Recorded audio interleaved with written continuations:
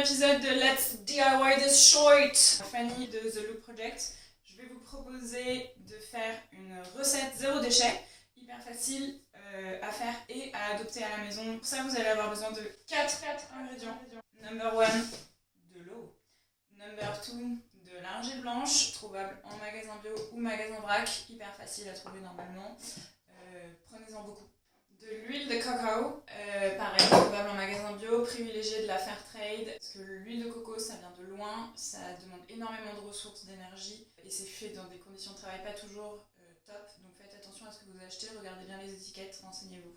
Et il vous faudra de l'huile essentielle, seulement si vous voulez donner du goût à votre dentifrice. Personnellement, moi je choisis de l'huile essentielle de menthe poivrée. Vous pouvez aussi choisir citron ou clou de girofle. Ne pas mélanger les huiles essentielles entre elles, il en faut une seule. Pourquoi je choisis menthe poivrée? D'une part parce que c'est ce à quoi on a l'habitude dans le dentifrice. Et d'autre part parce que je ne veux pas acheter 3000 huiles essentielles. Avoir un seul parfum me suffit. Et donc les huiles essentielles, il faut faire très attention. Pas pour les femmes enceintes, pas pour les enfants. Et je vous conseille, si vous n'utilisez pas déjà ces huiles essentielles, de les tester pour voir si vous n'avez pas de réaction allergique. Il vous faut également un petit récipient. Je vous conseille un bocal pas trop gros parce que toute préparation avec une base aqueuse, c'est-à-dire d'eau, ne se conserve que 3 mois parce que l'eau, ça contient des amibes, des bactéries. Autre ustensile, cuillère à soupe, cuillère à café, very basic. Et si vous avez, moi j'utilise ce genre de petit pic à brochette en bambou avec une petite tête un peu grosse là. Ça permet de mélanger ma mixture sans faire 3000 décibels de bruit de métal contre verre. Moving on. La première étape de la recette, ça va être de prendre une bonne quantité d'argile blanche et de la mettre dans votre bocal. Attention, ça risque de gicler partout. J'ai envie de vous dire des quantités, mais ça se fait vraiment à l'œil. J'essaye de mettre un max d'argile blanche. Donc, je ne mets pas jusqu'en haut, mais j'en mets pas mal. Je vais rajouter un peu d'eau, il en faut très peu, vous allez voir. J'ai mis tout ça à l'argile, je vais mettre de l'eau, il va rester un tiers de ça, même pas. J'ai mis, je sais pas, une cuillère et demie à café. Je vais mixer. L'eau, ça fait réduire la taille de l'argile, c'est pour ça que je vous dis que vous en avez besoin de beaucoup. Dès que vous rajoutez de l'eau, ça devient minuscule. Donc voilà, ça devrait ressembler à peu près à ça.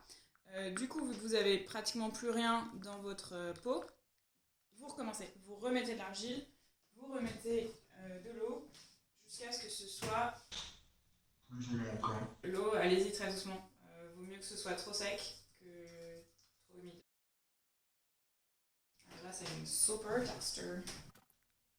Ça donne envie de se brosser les dents. L'huile de coco, franchement, une cuillère à café. Là, j'ai rempli à ras-bord. De toute façon, on ne peut pas faire des cuillères bombées avec un liquide. Ok, je crois qu'on est bon. C'est vraiment fluide, il n'y a pas de grumeaux. Il vaut mieux que ce soit trop sec que pas assez parce que dans la bouche, vous avez de la salive. Et c'est liquide. Si vous faites trop liquide, en fait, vous allez avoir l'impression de vous brosser les dents avec rien. Une fois que vous avez ça, vous pouvez rajouter, si vous chose de bio, de bien fait, une marque en laquelle vous avez confiance, à utiliser avec parcimonie absolue. Il faut beaucoup de ressources pour faire des huiles essentielles, donc il faut vraiment faire attention à votre utilisation d'huiles essentielles, que ce soit pour l'environnement mais aussi pour votre santé.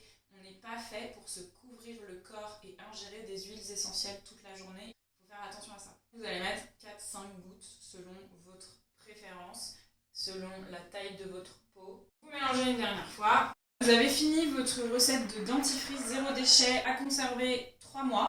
Je vous conseille d'écrire la date avec un Posca ou un Velleda sur le bouchon. Bien vous servir d'un petit ustensile pour mettre sur votre brosse à dents si vous partagez votre dentifrice avec d'autres personnes. Vous attendez pas à un truc qui mousse et qui est hyper fort en menthe comme votre dentifrice classique. J'espère que vous allez apprécier la recette.